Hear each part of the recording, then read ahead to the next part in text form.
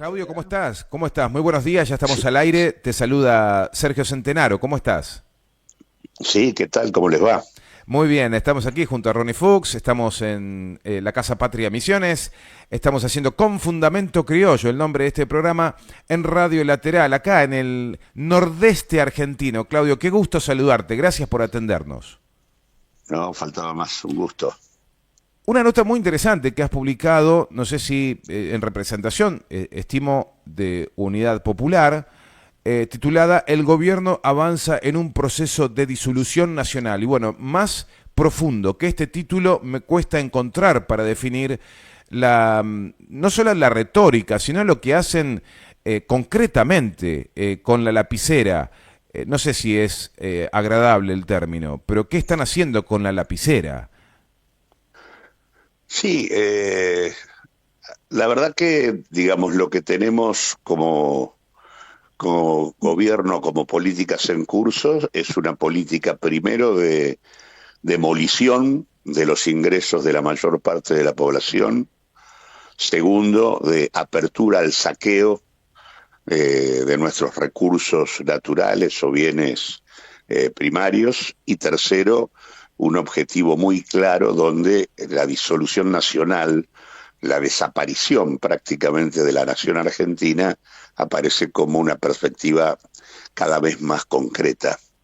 Y en este sentido hay un punto que me parece que a veces se pierde de vista, en donde se hace una comparación muy rápida entre lo que es la existencia de fenómenos fascistas en Europa, o nazis, ¿no? El neofascismo, neonazismo, y se los asocia directamente con la experiencia que está viviendo la Argentina. Y la verdad que, más allá de que obviamente hay puntos de contacto que tienen que ver con el componente autoritario y represivo que tiene el gobierno de Milei, y que efectivamente también tienen estas otras experiencias, lo cierto es que los fascismos en Europa, las expresiones nazis, incluso la del propio Trump en los Estados Unidos, tienen hacen una reivindicación de la cuestión nacional y de la cuestión del Estado. Cosa que aquí no ocurre. No solo no ocurre, sino que lo que hay acá es un componente que obviamente se lo define como el anarcocapitalismo, ese componente que de alguna manera le hace muy mala reputación al anarquismo, pero ese componente tiene que ver con esta estrategia de disolución nacional, y que tiene que ver con el hecho de desmontar el Estado Nacional, llevarlo a su mínima expresión y consolidar y profundizar el proceso de fragmentación y balcanización de la Argentina, ¿no? La idea de una Argentina atravesada y dividida según distintos paraísos extractivistas, según los recursos naturales de los que se trate, es lo que está por detrás de buena parte de las políticas que se están impulsando. Y en este sentido, la idea de la Argentina, o que, digamos, el litio en el norte, la soja en la zona centro, la república de los hidrocarburos en el sur, la posibilidad de una apertura, de un espacio que habilite, digamos, todo lo que tiene que ver con el continente antártico y las islas del Atlántico Sur, la megaminería en el marco de lo que sería el recorrido de toda la cordillera de los Andes. Todas esas realidades, de alguna manera tienden a ir de alguna manera disolviendo el espacio de lo nacional y generando espacios extractivistas, al ser, digamos, a disposición de las grandes corporaciones, tanto locales como transnacionales, que de alguna manera puedan llevar adelante sus inversiones sin límites ni obstáculos que las regulaciones nacionales puedan en todo caso establecer. establecer. Y en ese sentido hay una serie de cosas que han venido ocurriendo y que me parece que hay que colocar en esa mirada, y que es, por un lado, lo ocurrido con la mal llamada hidrovía del Paraná, que es la vía troncal por la que sale el 80% del comercio exterior de nuestro país. Bueno, ahí directamente el haber cedido el control sobre el río Paraná a los Estados Unidos es una indicación en esta dirección. En segundo lugar, lo que ha pasado en materia de digamos, haberle habilitado a Uruguay para que el puerto de Montevideo sea el único puerto prácticamente de salida de la producción que baja del Paraná hacia el Atlántico, dejando, sin efecto toda la discusión del Canal de Magdalena e impidiendo que el comercio exterior argentino salga por aguas propias. Ese proceso es un segundo capítulo donde las corporaciones transnacionales pueden y logran, a partir de que Montevideo sea la salida, otra libertad de maniobra sumamente significativa para todo lo que implica la evasión de divisas y demás. En tercer lugar, el hecho de haber permitido, prácticamente a 4 días de haberse reunido la canciller Mondino con el ministro de Relaciones Exteriores británico Cameron, haber cedido la posibilidad de que el Reino Unido pueda ampliar en 166.000 kilómetros cuadrados la zona de exclusión en torno a las islas Malvinas, Sandwich y Georgias del Sur. Zona de exclusión sobre la cual el Reino Unido establece las licencias pesqueras e hidrocarburíferas que están depredando el mar Austral, o sea, haber ampliado en 166.000 kilómetros cuadrados el control sobre el mar Austral por parte del Reino Unido. Y por último, lo que acaba de ocurrir hace pocos días, en simultáneo con la conmemoración del 2 de abril de las Islas Malvinas, que es el tema de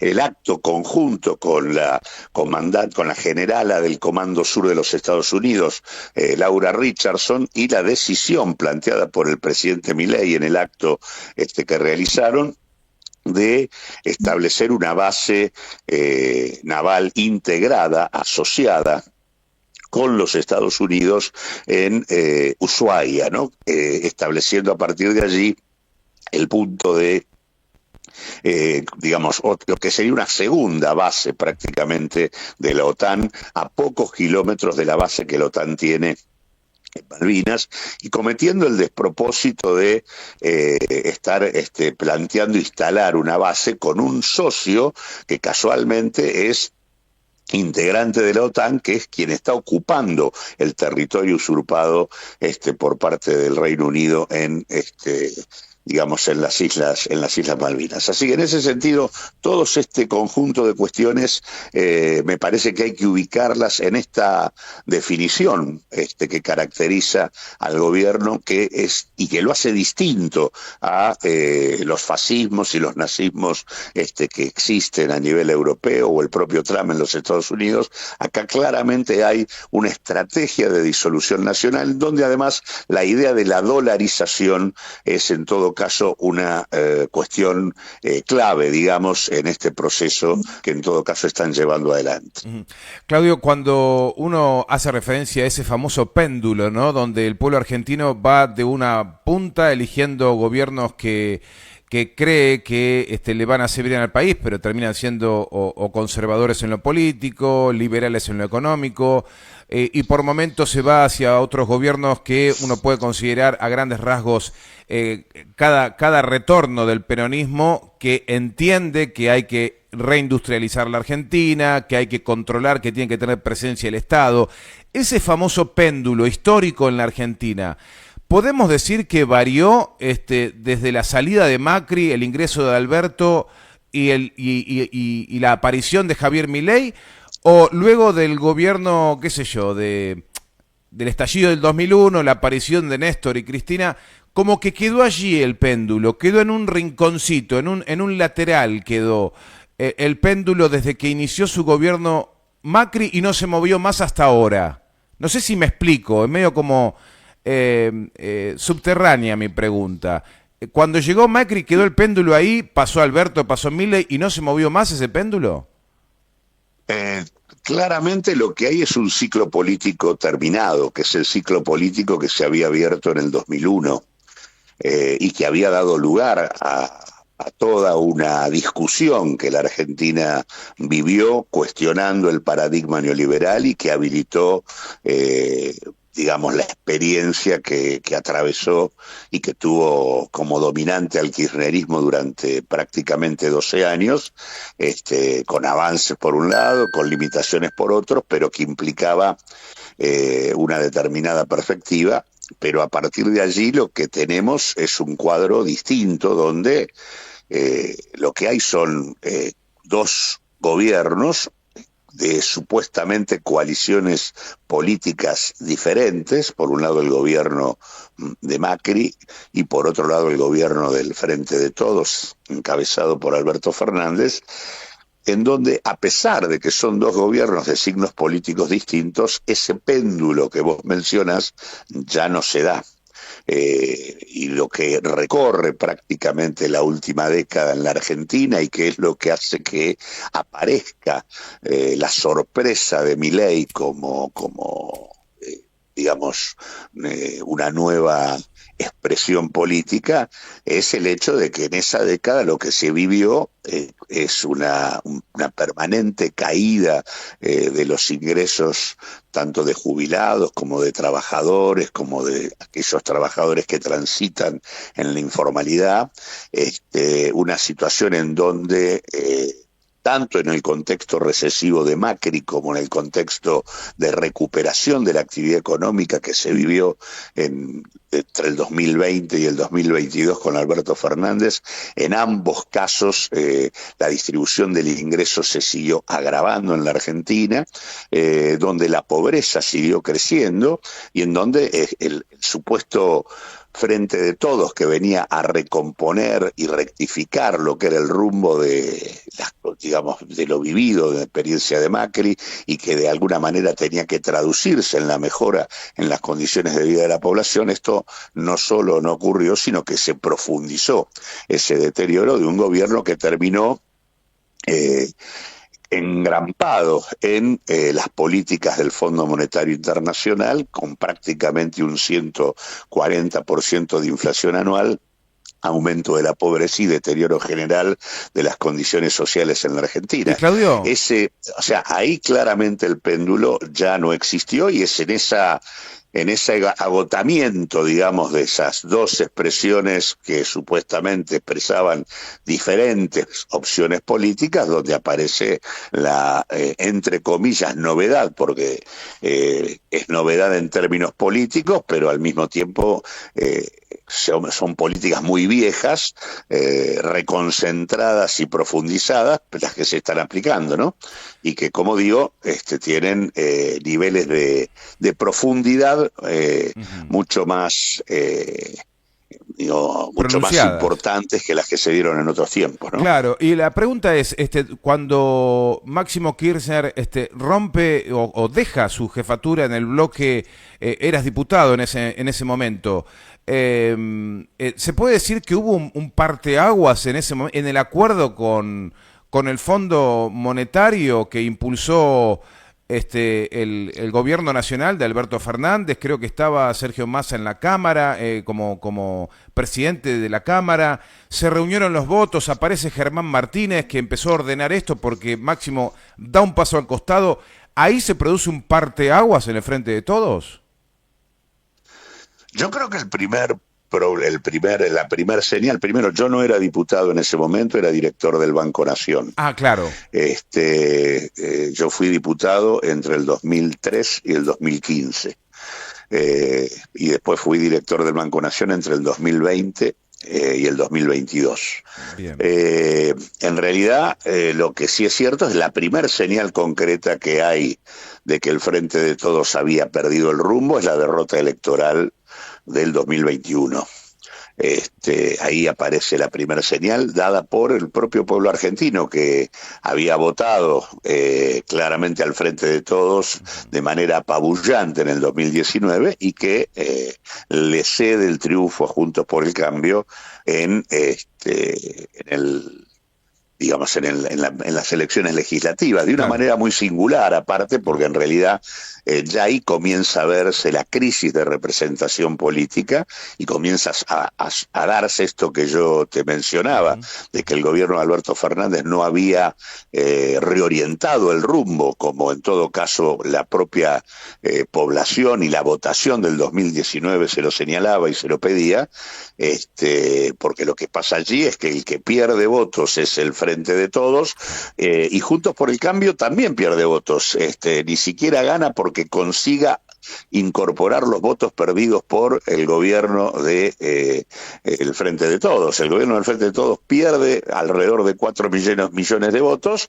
y Juntos por el Cambio gana la elección perdiendo 1 millón de votos respecto a lo que había obtenido en el 2019. Ambas coaliciones de alguna manera habían dejado de ser ya coaliciones mayoritarias, se habían transformado en minorías, y claramente comenzaba, digamos, la búsqueda por parte de la sociedad argentina de una alternativa diferente de algo que no estaba funcionando. Esa fue la primera señal.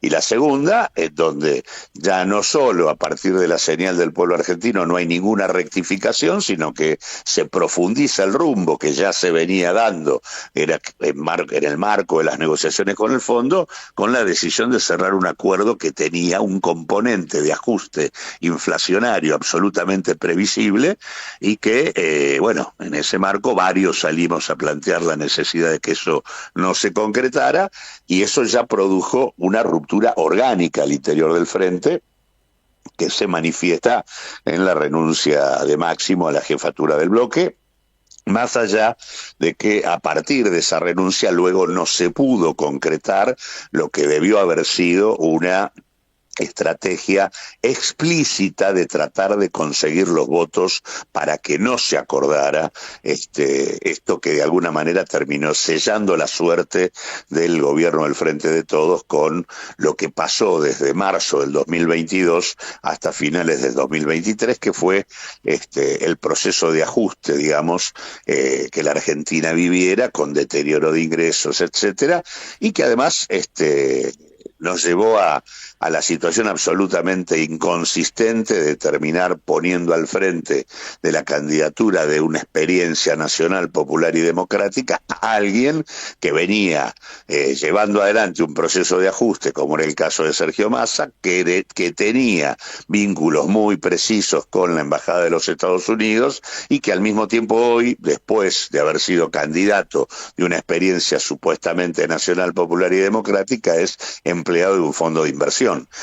Fondo de inversión que hizo dinero, digamos, en el marco de la crisis del 2001, así que de Argentina. Así que en este sentido hubo una deriva absolutamente conservadora en la conducción política de la experiencia del Frente, y efectivamente es eso lo que está por detrás de la derrota electoral y consecuentemente de la apertura de una situación como la que tenemos hoy, en donde en un contexto de orfandad para lo que es el movimiento popular, las clases dominantes absolutamente integradas en el marco del gobierno de Javier Milei avanzan con un proyecto estratégico que, como digo, tiene como perspectiva una estrategia de disolución nacional.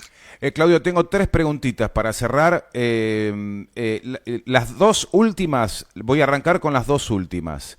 La final es ¿quién nos va a sacar de esto? La segunda, ¿los pueblos se equivocan? Y la tercera, que sería la que quiero que arranque, si es posible, ¿no? Vos elegí después el orden, o te los repito después. Estaba debatiendo, no debatiendo, estaba charlando con un compañero, es de otra fuerza política, pero compañero, ¿no? Muy crítico con el kirchnerismo, muy crítico con el Frente de Todos. Yo también lo soy del Frente de Todos, por supuesto, pertenezco al kirchnerismo, pero soy crítico del Frente de Todos. Bueno, estábamos charlando bien hasta que se empezó a enrarecer la charla, acá, así, charlando al aire. Y bueno, ensayé una defensa de lo que hizo una porción del Frente de Todos, citando a Máximo, que se opuso al acuerdo con el FMI cuando teníamos, Claudia, habría que revisar el tratamiento de los compañeros periodistas que cubrían en ese momento, que todos le daban la razón a Alberto Fernández, decían, no hay otra, muchachos, tenemos que firmar. Y Máximo en soledad, no en soledad, sino con algunos apoyándolo, muchos apoyándolos dentro del bloque, decían, no voy a firmar esto, o no lo voy a aprobar, y dejó la jefatura. Me agarré en ese debate que no me lo esperaba, y me dice, ¿y para qué le dieron quórum? Y me dejó sin, o sea, te lo pregunto porque vos entendés lo que significa poner el sentarse en una banca, qué significa dar quórum, qué significa, digamos, la cocina de la Cámara Baja. ¿Podría haberse evitado dar quórum o tampoco se podía evitar esto para aprobar finalmente, digamos, ¿se podía hacer algo más? Sí, sí, yo creo que se podía. De hecho, primero la primera referencia política del Frente de Todos que salió a plantear que no había que acordar fui yo, como director del Banco Nación, y tuve un rechazo generalizado de buena parte de las principales espadas políticas del Frente. 3 días después apareció la definición de Máximo.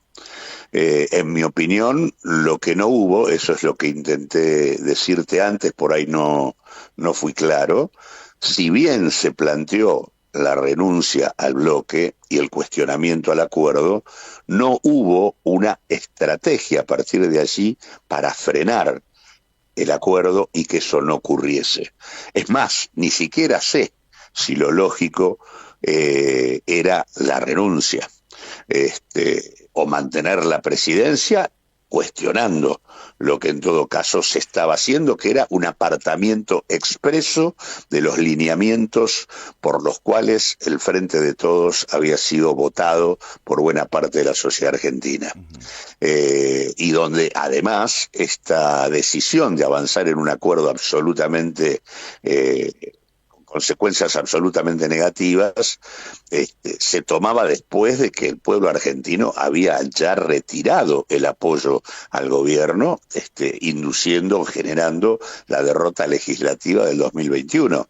O sea, estaba el aval de la sociedad diciendo por acá no es, había un acuerdo lamentable que había que frenar, y lo que no hubo fue una estrategia para transformar lo que era decir no estoy de acuerdo en una estrategia política que generara las condiciones institucionales para que el acuerdo no se firmara. Eso no existió, y eso sí creo que fue un déficit muy serio, digamos, que fue imposible. De hecho, nosotros encabezamos, junto con otras importantes organizaciones políticas y sociales, y que integraban el Frente,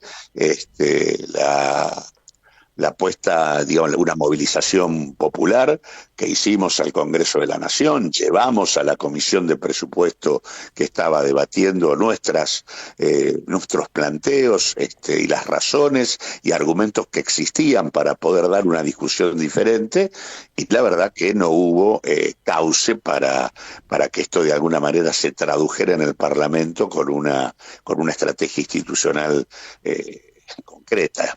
De hecho, sí tenías algunas espadas muy afiladas en defensa de este acuerdo, que fue la búsqueda permanente de votos por parte de Sergio Massa, para lograr el acuerdo lo más rápido posible. Así que en ese sentido, más allá del gesto que implicó decir yo no comparto esto, no hubo una estrategia política para frenarlo, y creo que había condiciones suficientes como para hacerlo, porque la mayor parte de quienes integrábamos el Frente no estábamos de acuerdo con eso, y porque teníamos además el respaldo de una sociedad que efectivamente le había cuestionado digamos, el rumbo que el Frente había tenido en sus primeros 2 años, porque más allá de la intervención, en mi opinión, relativamente positiva en el contexto de la pandemia, desde finales del 2020 en adelante comienza en el marco de las conversaciones con el fondo una estrategia de ajuste que en todo caso se tradujo luego en la derrota electoral del 2021. Claudio, agradeciéndote ya el contacto, la posibilidad de poder conversar, esa honestidad intelectual con la que siempre nos recibís y nos brindás tu mirada sobre lo que está pasando, política, por supuesto. Las últimas dos preguntas. ¿Los pueblos se equivocan y quién nos va a sacar de esto? Mirá, los pueblos como todos nos equivocamos. Efectivamente, puede haber razones y explicaciones, pero claramente muchas veces se dan situaciones que indudablemente no se traducen en beneficios ni en bienestar para el conjunto de la sociedad. Y en el caso particular de lo que estamos viviendo, efectivamente uno puede encontrar razones que explican por qué Javier Milei terminó siendo votado, y que indudablemente habla del fracaso de las experiencias populares y consecuentemente de la necesidad de revisar un montón de cosas, pero más allá de que uno pueda buscar explicación, claramente pensar que digamos que la solución a los problemas que teníamos podía venir de una experiencia de esta naturaleza, indudablemente fue una profunda equivocación, y le estamos pagando muy caro. Y al mismo tiempo que los pueblos, como todos, nos equivocamos, los únicos que podemos resolver esto somos nosotros, somos también los pueblos. Y por lo menos nosotros desde Unidad Popular estamos trabajando, conversando, discutiendo con todas las fuerzas políticas y sociales de signo popular en la necesidad de la construcción de una nueva propuesta política en la Argentina que se haga cargo de los fracasos que tuvimos para plantear un proceso de democratización, igualdad, soberanía e integración regional, y para frenar más temprano que tarde lo que hoy está ocurriendo. Para nosotros no hay nada que esperar del gobierno actual. El rumbo que hay es un rumbo de destrucción para el futuro de la sociedad argentina y consecuentemente acá hay dos tareas políticas centrales. La primera es voltear en diputados el decreto de necesidad y urgencia y todos los cañones tienen que estar orientados en ese objetivo, y dos, ser capaces de construir las condiciones políticas para que esto termine Claudio, lo antes posible. Claudio, un mensaje para los legisladores misioneros, sobre todo aquellos que fueron con la cara de Unión por la Patria, ¿no? El candidato presidencial de Unión por la Patria, tanto querían ir con la boleta de acá en Misiones, ¿no? Los legisladores entraron toditos entraron y quisieron ir con la cara del candidato presidencial de Unión por la Patria, pero ahora se fueron con Río Negro y tienen un bloque aparte y son dialoguistas.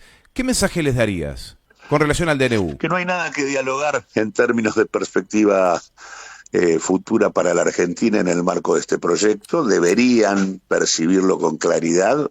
La asfixia financiera a la que están siendo sometidas las provincias es más que evidente, y consecuentemente lo que tendrían es que ser capaces de poner sus bancas al servicio de desmontar el instrumento jurídico absolutamente inconstitucional en el cual se sostienen hoy todas las definiciones que están apabullando la vida de buena parte del pueblo argentino, que es el DNU 7023. Los votos deberían estar para rechazarlo lo antes posible. Está claro. Y la última, al mejor estilo Chapulín Colorado, ¿no? Y ahora, ¿quién podrá ayudarnos? Vuelvo a decirlo, del mismo modo que los pueblos y todos nos equivocamos. Los únicos que podemos resolver esto somos nosotros mismos, los pueblos. Y vuelvo a decir, el compromiso de Unidad Popular es apuntalar la construcción de una nueva propuesta política en la Argentina para terminar lo antes posible con el rumbo que hoy está en vigencia. Claudio, te mandamos un fuerte abrazo. Gracias por estos minutos. No, al contrario, gracias por llamarme. Hasta pronto. Claudio Lozano, presidente de Unión Popular, ex director del Banco Nación, ex diputado nacional, con una mirada honesta, uno puede estar más de acuerdo, no tanto, sobre todo en términos de lo que considera fue ese parteaguas del acuerdo con el Fondo Monetario. Dice, se pudo haber hecho más. Sí, claro que sí, pero evidentemente no se pudo. Y allí me parece que nos debemos un debate, porque ahí empieza, me parece que la debacle, ¿no? De una experiencia que después terminó favoreciendo. No digo que haya sido toda la responsabilidad, pero se podría haber hecho muchísimo más y no se hizo. Después hay otros actores que se están haciendo los boludos, que son la pata civil de la dictadura. ¿Viste la pata civil de la dictadura? Que había una pata civil. Bueno, esa sigue vivita y coleando. No fue a prisión, no devolvieron lo que se robaron, los nietos tampoco, y siguen operando. Y son también los que están moviéndose en esta democracia que ya tiene 40 años, también son responsables, junto con la pata comunicacional, de tener lo que tenemos hoy. No es solo el Frente de Todos, ¿eh? Ojo, abramos bien y tengamos las antenas bien atentas al análisis de lo que estamos viviendo hoy, que es dramático, totalmente dramático.